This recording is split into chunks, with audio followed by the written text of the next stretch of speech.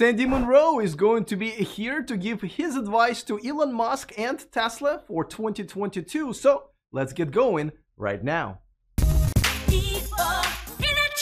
Welcome to E4 Electric. Don't forget to click on that subscribe button and the bell notification icon so you don't miss Sandy Munro's weekly appearances on this channel and our weekly electric car news moving forward. This was a huge year for electric cars, an even bigger year for Tesla, but even though the competition is tightening up, Tesla still has plenty of tricks up its sleeve. So many that they probably won't be able to execute on all of them in just 1 year. So which ones are more important and which ones can wait, like probably my almost free Roadster? Well, Sandy Munro will be here to tell us, but before that, of course, a quick reminder that this video is brought to you by EnergyPal. If you are shopping for your home's solar system, it's the best place online to shop, review, and compare quotes. They do all the hard work for you and you get to save. You'll get the best rates, and once your installation is complete, you'll get an E4 Electric viewer exclusive $500 gift card when you use the link in the description of this video. All right, Sandy, well, it was great to hang out with you in person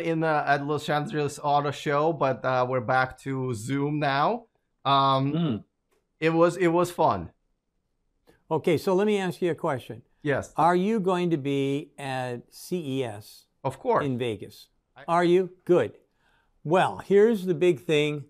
I am coming to Vegas, I just found out, and I'm going to be at the IRISO booth with Rob Shalab, one of the guys that I've known for a long time. And yeah, so we'll get together again. I'll be there, and you're welcome at my house at any time, you and Corey. So we'll hang out. I'm excited. Cool. But for now, do we have to bring sleeping bags? You know, probably you do, because my house is mainly empty. I just have a bed and a desk, and that's it. Well, all three of us in the bed will be very controversial. I don't think we can do that. That's a whole different show, Sandy. Okay. Yeah. So I'm going to wear my sparkly suit. Anyway, go ahead. Yeah. So listen, we are, 2022 is pretty much here. And, it's been a great year for Tesla, obviously. And, but at the same time, competition has really finally stepped up. And now we have many other interesting choices. Tesla kind of, at least for the time being, lost its crown, if you will, in the longest range or faster charging and stuff like that. But, they have a lot of things going on moving in 2022. Right. Given the competition, given, everything that they have going on, what do you think should be their priority moving into 2022? The focus on self-driving. No question about it. Nobody else has got anything that's even close to it right now. If they can come out with a full self-driving vehicle, they will regain the crown. As far as I'm concerned, if we look at Tesla, we're looking at, okay, maybe somebody's got something better over here and somebody's got something better over there. But overall, who's better? I mean, I think anybody that buys anything other than a Tesla, well, let me rephrase that. Okay, so there's the price point. I was getting ready for an insult, right? Yeah, no, I won't throw rocks. But anyway, I personally would never dream of buying anything but a Tesla, period. If I was going to take my money out of my pocket, that's where it would go. But then I have more money than a lot of folks, so I could probably get away and do that. But if you've got less money, then there are some alternatives that would work. And again, I'm not being paid by Ford or anything else, but the Mach-E is, I drove one just before Thanksgiving again. You know what? That car is pretty well put together. I like it. And it's a lot less expensive than what you'd have an equivalent Tesla for. Problem is, it doesn't have self-driving at all. That thing is next to useless when it comes to that. Even lane keeping is better on a Kia or a Hyundai. So personally, I still think that Tesla's got the best product. Regardless of whatever comes along, I don't think that anything's going to get better until we start seeing, I know you threw Rivian under the bus, but anyways, until we see something like Rivian or something like the what's that called? Not Icon. Whatever. Until we see some of the vehicles coming out that are supposed to be at a good price, or the Chinese start showing up. When that happens, then, and you know we have a Chinese car coming, right? We bought that one at the LA show. Until we see that kind of stuff, save your pennies, buy a Tesla. All right, so self-driving, and I agree. I mean, as far as a consumer car self-driving, there's no one close to them. But all right, but there are challenges that they've had, right? I mean, they kind of gone through a few updates and everything. Do you think what's the biggest challenge right now with the self-driving? Like, to me, it's the fact that people can still have to kind of keep their hands on the wheel and eyes on the road, and it doesn't just feel like self-driving. Do you think that's something that should be a priority, or there are other corner cases that you think that they should start taking care of? Well, I think there's two basic problems with self-driving. One is Missy Cunningham's, and the other one is Joe Biden. That's where the problem is. Apart from that, I see no problem with self-driving. Explain that. Explain full that. Self-driving. Explain? Well, for the view, not everybody knows what you mean. Yeah, who those people are, even maybe. So yeah. Okay. Well, Missy Cunningham's is now in charge of NHTSA, and she hates Tesla, and she still owns stock in a company in Europe who sells LiDAR, and she's publicly come out several times and said, if it doesn't have LiDAR, it's not going to work. And quite frankly, I'm not a big fan of cameras. I think LiDAR is a waste of time and money. I think the only thing in the market that really is unique and different is FLIR, because forward-looking infrared looks right through the rain and the snow and everything else. I want that. I don't want any of that other crap. I'll live with what Tesla's got. The rest of the stuff is just bulky and costly. It's not cost effective, and it doesn't do the job. So that's Missy. And then President Biden, I don't know, did you hear there was an election? And he got elected, and he likes Mary Barra a lot. I don't know. It's like, well, maybe they're a little too friendly. I'm not 100% sure, but I know one thing for sure. Based on the reports that I got from people who actually watched the interview with Mary Barra and somebody, I'm not sure who, probably Bloomberg or something, and she refused to even acknowledge that there was a Tesla. The reporter had a hell of a time, with her responses. She won't say the word Tesla or Elon Musk. That kind of hatred, that's the first step into oblivion. Acknowledging your enemy is extremely important initially.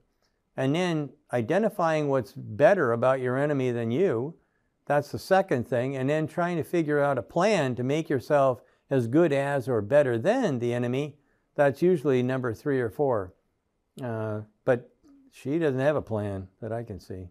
All right. So, obviously NHTSA plays a big role in terms of what's going to be allowed and not allowed in self-driving technology and stuff like that. But that doesn't really get in the way of Tesla still having to do a lot of work. Like, for example, there are a bunch of corner cases that still have not kind of been completely figured out. And, they still require you to keep your hands on the wheel and eyes on the road. There's still some work to be done. So just out of things that Tesla has control over, forget about Biden and NHTSA and stuff like that. What do you think they should concentrate on as far as the self-driving software is concerned?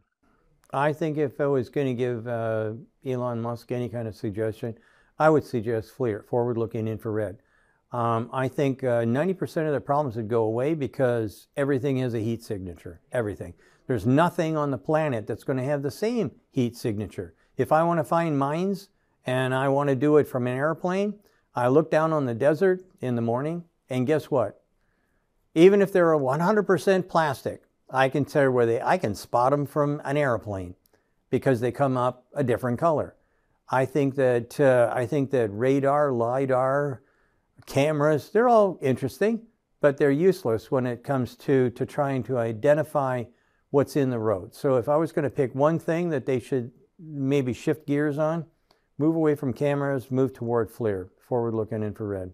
Now, we've talked about factories before, right? Because they have, Fremont and Shanghai and Yeah, Austin and Berlin are going to come online in, right. 2022. Now, like everybody has mentioned that, what's coming out of Fremont is nowhere near of a quality of what's coming out of Shanghai and obviously in the future, Right. Berlin and Austin.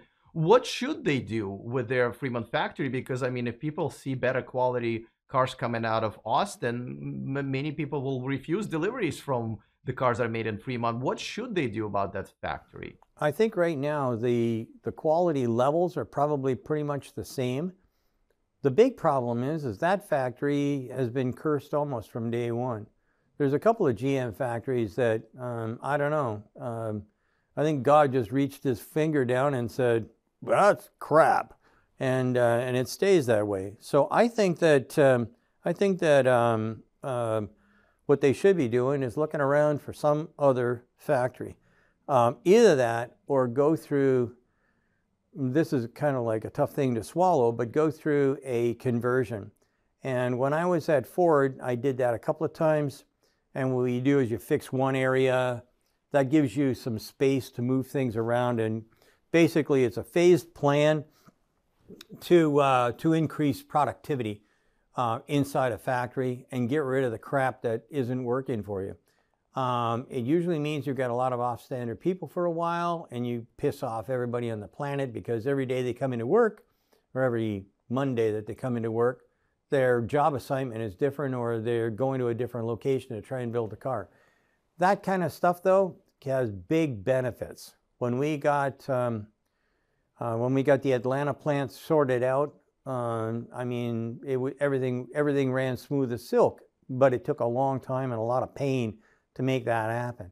So I'd suggest that he could do that there. But my personal choice, abandon ship. I would find another facility or get somebody else that's willing to give me some land and a building, and I'd put it up. And I'm guessing that it wouldn't be probably in California. Wow. All Based right. on That you never, cease to surprise me with what you say. Okay, that's a big one. Now, one thing that we haven't talked about is that, Tesla still has 4 models that they technically announced and haven't produced yet. We're talking about second generation Roadster, semi-truck, Cybertruck, and a $25,000, which I'm assuming is going to be a hatchback, a compact car. Yeah. Obviously, they've spread thin. There's a chip shortage, the battery supply, and all that stuff. They're working on on these babies, obviously. What should be the priority? They can't do all 4 in 2022. Probably Why can not? maybe do a couple. Huh? Why not? I mean, there's no reason in the world you can't. Look at the amount of money they got sitting there floating around. Look, I'm not suggesting that Tesla has to hire each individual to make all these things happen. But there's a tremendous number of people who can help you out. And yes, I think that could happen. I think it's possible to make that happen. It's just that you're going to have to get some temporary friends in order to make. There's nobody who has a great big star-studded area where they keep all the movie stars in Hollywood, right? It's not like the olden days. They found out that model doesn't work real well. So what happens now? Well, my cousin Patrick used to be a producer director, and you know what? The producer director goes and he says, I think we need somebody for here. So he goes to a casting company. The casting company says, well, we've got these guys laying around. Maybe we could use it. No, yeah. Oh, that's the guy right there. Boom. Now they have the lead. Then they get whomever that's going to be the co-stars, and boom, boom, boom. And then somebody else finds a grip, best boys, cameraman. All these things come together. They make the movie, and then they all disappear. And that's what he needs to do. He needs to do the same thing. Yeah, I can see somebody spend some time in Los Angeles, and I like the temporary friends reference. I think it's a setting on Tinder too. But I think what they're saying is Tesla is saying, listen, battery supply and chip shortage is what's kind of preventing us for doing this. It's not the people. So let's say if you were to pick 2 out of 4, because I think that's probably more realistic given all the restrictions. Which 2 would you concentrate out of 4, just for 2022? Chips would have to be the first one. No, I mean the models. I mean, like, you know. Oh, the model? Yeah, yeah. Oh, Cybertruck. Cybertruck. Absolutely. And what would be the second one? Second one would be, you don't make money on the low-cost hatchback. It'll probably be a two-door as well. Yeah. Batteries.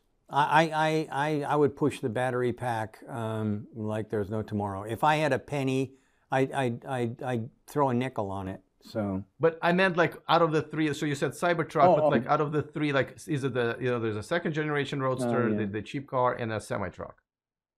The semi truck would be second, and the reason for that is because what I saw when I was in LA, and they showed all those ships in the harbor and all those trucks standing in line. Right now, what we need is Nikola and the Tesla truck out there to get rid of it. I mean, think about it. This is ponderous. There were hundreds, maybe thousands of trucks in line trying to get to the ship so they could be unloaded. They have to be on. Those diesel engines are on all the time. Well, holy mackerel. I can't imagine even being able to breathe around there. I don't really care that much for the smell of diesel. When I was a kid, I used to throw up on the bus all the time. That kind of stench and that amount of pollution, that's something we should be addressing right now. So for me, I want the Cybertruck. And the reason that I'd want that is because there's allegedly something like 1 million orders for the thing. Hey, I can do that all day long. And they'll make money at it. And then the second thing that I think is for the planet, and that would be the semi.